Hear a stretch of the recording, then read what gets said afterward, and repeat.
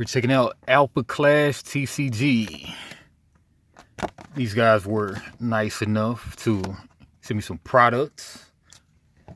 Let's see what they're talking about. In the world of Alpha Class, the progenitors are a powerful and enigmatic race of beings that created the universe and everything within it. Every few thousand years, they release waves of energy that imbue certain individuals with superpowers known as alphas. These alphas are driven by an uncontrollable urge to find and fight other alphas, a phenomenon known as the pull. Alpha Class The Awakening begins with an explosion at the CERN labs in Geneva, Switzerland, which releases a mysterious energy that covers the world. Shortly after, people manifest superpowers and engage in chaotic battles, calling themselves alphas. The U.S. military launches a response, and Claire, a former champion of previous alpha classes and an immortal, emerges as a guide to help some alphas navigate the chaos by freeing some from the pool. As alphas emerge across the world, Claire and the alphas she freed from the pool launch a bid to save the world from the battling alphas. Adding to the complexity of the Alpha Class universe are the Harbingers, powerful beings that are believed to be the heralds of the progenitors. These entities possess incredible power and influence and come to Earth to gather the champions of Alpha Classes and take them to battle the Alpha Class champions of other worlds. However, their true motivations and allegiances are shrouded in mystery and become the subject of intense fascination and speculation among the Alphas. Overall, the lore of Alpha Class is a rich and intriguing world filled with unique characters and conflicts, making it a captivating and engaging read for fans of sci-fi and fantasy. Hello, Ambassador. Yeah, we ain't got to read all that. But yeah, the team. Ridge Kiley, CEO. AI Light, Chief Creative Officer. A lot of people. And check them out, at Alpha Class TCG on, looks like Twitter or something, and www.alphaclasstcg.com. Rising Empire Studios. Yeah, let's flip through one of these demo decks. Magnate Awakened, and Moxie Ready to Hunt. I'm hoping we go for Moxie Ready to Hunt first. But odds, Magnate, evens, Moxie. They say you shouldn't roll D20s, but today we're rolling D20s. All right, didn't get my wish. We're going odds, so we're going Magnate. Check out Magnate.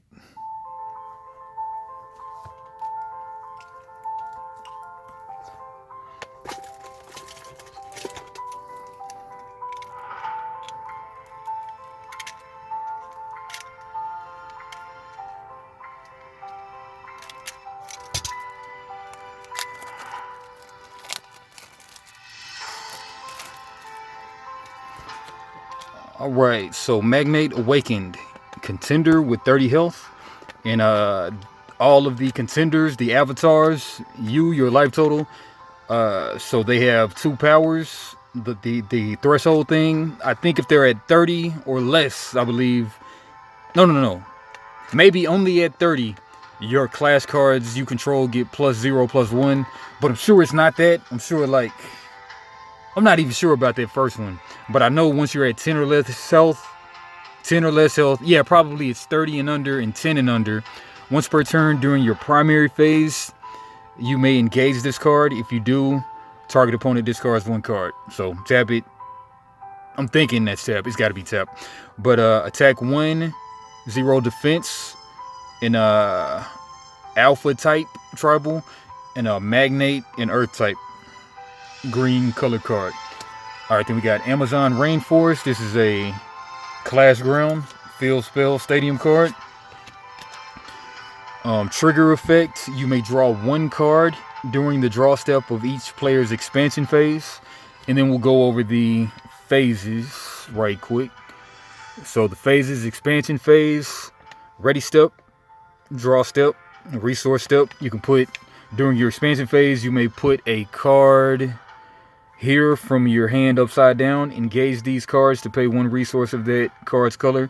Yeah, so any card from hand can be played in there upside down, and then you just tap it, engage it to use it to spin for things like this. This costs 1. And we got the primary phase. This is when a player is allowed to play clash cards. Clash cards are your creatures, monsters, and clash grounds, accessories, and basic actions, as well as set traps or declare attacks. Clash phase, attack step, counter step, obstruct step, and attackers clash buff step, and defenders clash buff step, and then the damage step. Move that there. All right, so back to the cards. Amazon Rainforest, trigger, enter, you may draw one card, and during the draw step of each player's expansion phase, they draw one additional card, then discard one card. I'm sure there are cards to pop people's clash grounds, surely. All right, that's that. And then we got Destructive Arrival, a quick action. So you play those in response to the opponent doing an action. 1 cost, 1 green. Counterattack, send target attacking clash card with an attack power of 2 or less to Oblivion, which is the discard pile. Alright, 2 of those. We got Magnate, Cunning Planner, 1 drop green. Trigger, defeat, you may draw 1 card. Death Rattle and Hearthstone, 1/1. 3 of those. The game may be a 3-ofs game or a 4-ofs game, but I know it's a 50-card deck though. Alright, Magnate Power Overflowing, 0 drop green. You may only play this card if your contender is green alpha type, which Magnate is. A target contender or clash card you control gets +2/+2 until end of turn. Then you may draw 1 card, clash buff card. So when your attacker, your clash card, your creature is attacking, so in response to your guy attacking, you can go into your attacker clash buff step and then throw on this clash buff card, flash it in, and then the opponent can do the same after you, and then that's what that is. And then they get +2/+2 if they're the right, if they have the right stipulations. All right, so 3 of those. Then we got Magnate Unwavering Might, 5 drop. If you control 4 or more Magnate clash cards, you may play this card from your hand without paying its resource cost. So got 4 creatures out there, 4 clash cards, then you can play this guy free play. Trigger, enter, you may draw 1 card. You may only play 1 Magnate Unwavering Might per turn, and it's a 4/2. Looks like an auto include, 4 of or 3 of if you can. Magnate Gamma Spear, 1 drop. Target Magnate contender or Magnate clash card you control gets +1/+0 until end of turn. Then you may draw 1 card. All right, so very familiar mechanics. Looks very cool. Magnate's Plan, 2 drop. Send target accessory to Oblivion. An accessory zone. They can be traps. When you play an accessory, put it into this zone. After standby, traps are not played. They're set face down and can be activated by paying their resource cost. A trap can't be activated in the same turn it's set. Good stuff.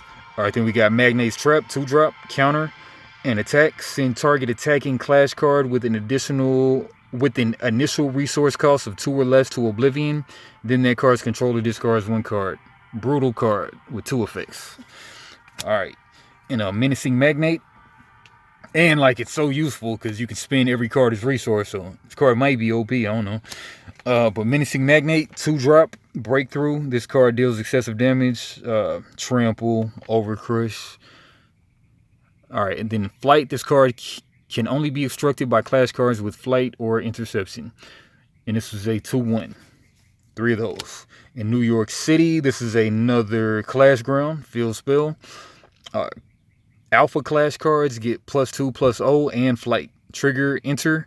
Each player draws 1 card. Sonoro, 1 drop, 2/1 vanilla. 3 of him.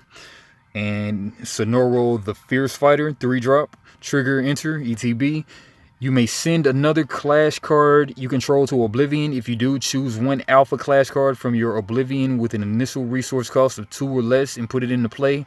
That card can't attack this turn. 1/2. So sack something, get something you need out, a creature. And the Avenging Guy, 2 drop, Oh, and they have these little pips on here too. I didn't really notice these pips too. That's not yet really defined, but this pip right here, it has 3 pips. It's a 5-drop, but it has 3 pips. I'm sure those pips will come into play soon, but not quite yet.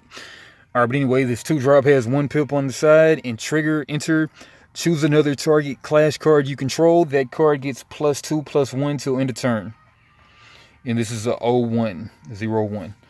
All right, 3 of those. And next up, we got Moxie ready to hunt.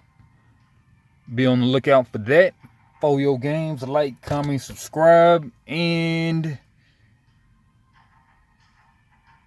Tuvok.